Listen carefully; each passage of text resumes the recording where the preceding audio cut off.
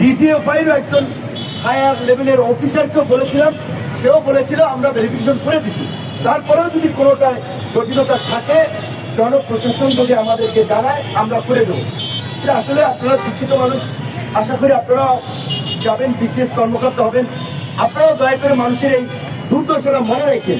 এইখানকার অফিসাররা এতটা আমলাতান্ত্রিক জটিলতা তৈরি করে একটা সিম্পল বিষয়, তার একটা ফোনে, তার একটা চিঠিতে অনেক মানুষের মুখে হাসি ফোটে, অনেক পরিবার স্বস্তি পায়, কিন্তু এইটা দিতে তাদের অনেক পরিবেশ শুধুমাত্র আমি কোনো কারণ খুঁজে পাই অকারণেই।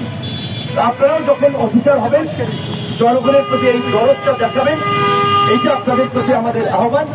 এবং আপনাদের চাকরি ফিরে পেতে আমরা আপনাদের পাশে আছি।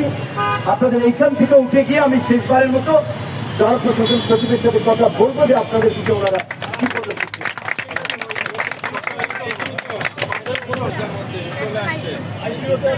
নিজের যৌক্তিক এবং ন্যায্য অধিকার আদায় করার জন্য।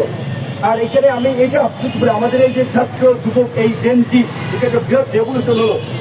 এই সমস্ত ছাত্র তরুণ ভাইদের এখানে আসা দরকার, তাদের পাশে থাকা দরকার, যারা আমরা পুরানা মেধার স্লোগান তুলে বৈষম্যের বিরুদ্ধে আন্দোলন করেছি।